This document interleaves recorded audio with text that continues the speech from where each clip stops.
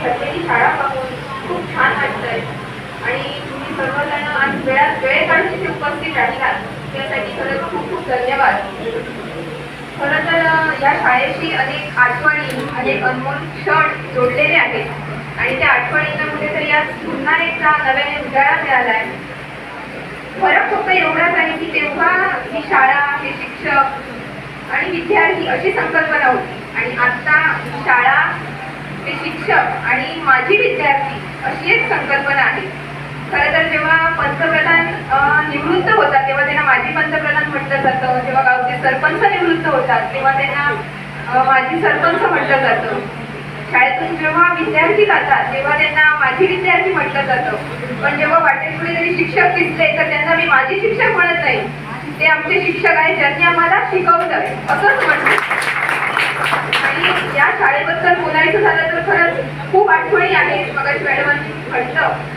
पण एक छोटीशी गोष्ट मला अजूनही आठवते की जेव्हा आमच्या शाळेमधील सांस्कृतिक कार्यक्रम मातोड इथे व्हायचे तेव्हा आम्ही समोर नृत्य वगैरे घेऊन जायचो तेव्हा नागपूर गुरुजी आमच्यासोबत स्वतः नाचायचे, आमच्यासोबत स्वतः नाचून आमची प्रॅक्टिस घ्यायची. म्हणजे फक्त मुलांच्या स्टेप नाही तर मुलींसोबतही त्यांच्यासारखंच नाचायचे आणि त्यातील जो एक त्यांचा उत्साह होता तो खरंच वेगळा होता. अजूनही मला वर्गात गेल्यावर आठवतं की इथे शिक्षक इथे नागपूर गुरुजी होते, आम्ही त्यांच्या समोर होतो, ते आम्हाला आम्ही एक आदिवासी नृत्य देखील बसवलेलं त्यात त्यांनी काठीला गुंडू वगैरे सगळी तयारी त्यांनी स्वतः केलेली.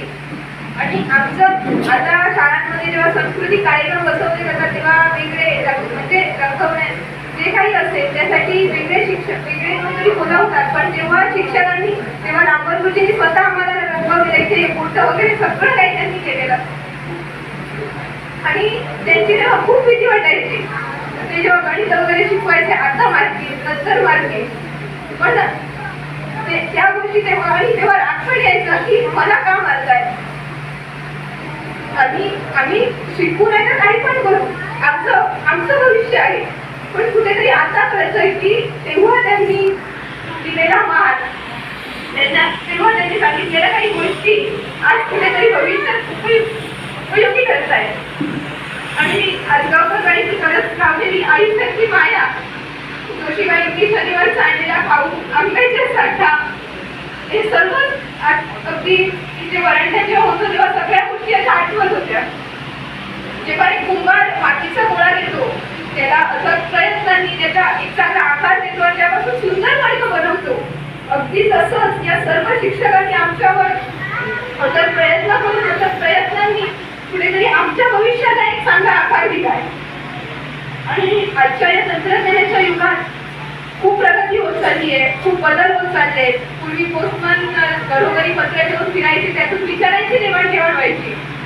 आता फोन आले, आम्ही फक्त बोलू शकत नाही तर त्यावर त्या व्यक्तीला पाहू देखील शकतो. पूर्वी पाटा वरवंटा होता त्यावर वाटण वाटलं जायचं, आता मिक्सर आले. पूर्वी वाहनांवरती याच्याजवळ सायकल तो सर्वात श्रीमंत, आता प्रत्येकाच्या घरात 2-3 वाहनं आहेत. हे असे बदल होत राहतील. पूर्वी फक्त काळा फळा होता त्याच्यावर पांढऱ्या खडूने लिहिलं जात होतं, आता हिरवा फळा आला त्याच्यावर विविध रंगांनी विविध कलरच्या खडूंनी लिहिलं जातं. शिक्षण पद्धतीमध्ये देखील बदल होत चालले.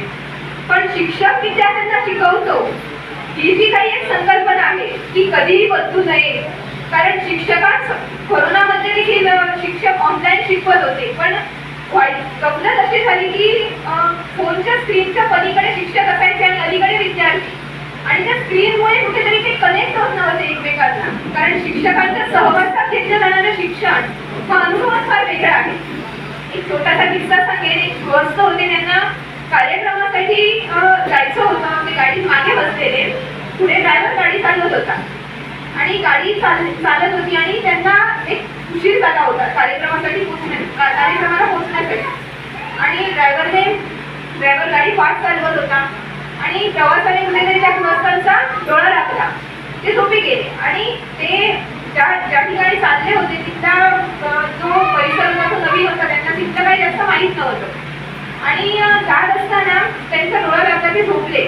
गाडी झोपले आणि झाली गंमत अशी की गाडी वळवायची होती नारायणगावकडे आणि त्यांनी गाडी संगमनेरकडे वळवली. गाडी एक 15 मिनिटं अर्धा तास पुढे गेली आणि एवढ्यात त्या गृहस्थांचा फोन वाजला. फोन वाजल्यानंतर त्यांना तिथे व्यवस्थापकाचा फोन होता. ते व्यवस्थापक बोलले सर कधीपर्यंत पोहोचणार आहात?